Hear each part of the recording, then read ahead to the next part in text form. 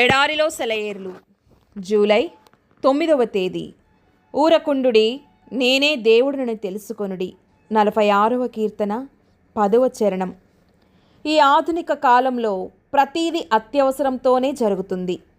పనులను పరిపూర్ణంగా చేయడానికి సమర్థులైన నిపుణులు పిలువబడతారు. తద్వారా పనులు త్వరితగతిన జరుగుతాయి.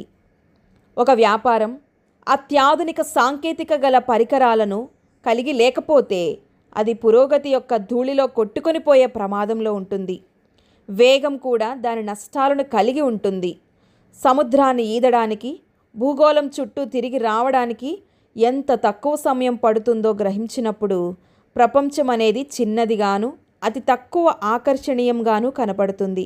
దారి ప్రక్కనున్న అందానికి ఆశ్చర్యపోయే స్థాయి నుండి మనల్ని అపరిమితమైన వేగంగా ప్రయాణింపజేసే అద్భుతమైన యంత్రాలను సృష్టించే మనిషి జ్ఞానాన్ని బట్టి ఆశ్చర్యచకితులమయ్యే స్థాయికి నడిపిస్తుంది. నేటి ఆధునిక జీవితం అలాంటి ఒత్తిడిలో ఉందంటే మీరు ఆశ్చర్యపోతారా? ప్రకృతిలో ఉన్న ప్రశాంతతను గురించి మీరెప్పుడైనా ఆలోచించారా? తీరికలేని జీవితానికి దూరంగా కొండల్లోనికి, ప్రకృతి ఒడిలోనికి వెళ్ళినప్పుడు అక్కడ పెరుగుతున్న వాటిలో స్పందించే నిశ్శబ్దం, ప్రశాంతత ఉంటాయి. అడవులు, పొలాలు నెమ్మది కలిగి సూర్యుని నుండి వచ్చే వెచ్చదనాన్ని, వర్షపు జలులను గ్రహిస్తూ ఉంటాయి. దేవుని స్వరం ఎంత మనోహరంగా ఉంటుందో మీరెప్పుడైనా ఆలోచించారా? ఆయన స్వరాన్ని ఒక గులకరాయి వాగులో నెమ్మదిగా ఆహ్లాదకరంగా చక్కటి సంగీతాన్ని వినిపిస్తూ ప్రవహించే నీళ్లతో పోల్చవచ్చు. ఊరకుండుడి అని ఆయన ఇచ్చిన ఆజ్ఞ మరింత మితమైన వేగానికి మనల్ని తగ్గిస్తుంది. అప్పుడు మనం దారి పొడవునా ఉన్న సూచనలను చూడగలం. డాక్టర్ గ్రిఫిత్స్ నిశ్శబ్దం అనేది శబ్దానికి వ్యతిరేక పదం మాత్రమే కాదు, ఉత్సాహం, ఆతురత లేకపోవడం, తత్ఫలితంగా గందరగోళానికి గురవడానికి కూడా వ్యతిరేక పదం. ఇవి శక్తిని విచ్ఛిన్నం చేస్తాయి, కానీ ప్రశాంతత, ఉద్దేశపూర్వక ఆలోచన అనేవి శక్తిని కాపాడుతాయి. ప్రపంచపు శక్తివంతమైన వ్యక్తులు ఏకాంతంలో పెరిగారు.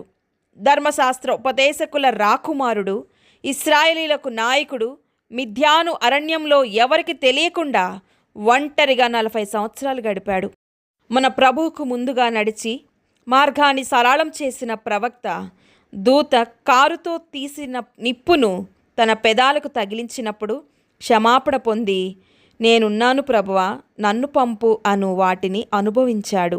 క్రీస్తు కూడా తన పరిచర్య కాలంలో నిశ్శబ్దపు ఏకాంతంలో గొప్ప ప్రశ్నలను ఎదుర్కొన్నాడు.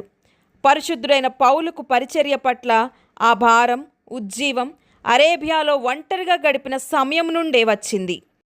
యోహానుకు కలిగిన దర్శనాలు పద్మాసు ద్వీపంలోనికి బహిష్కరించబడినప్పుడే కలిగాయి.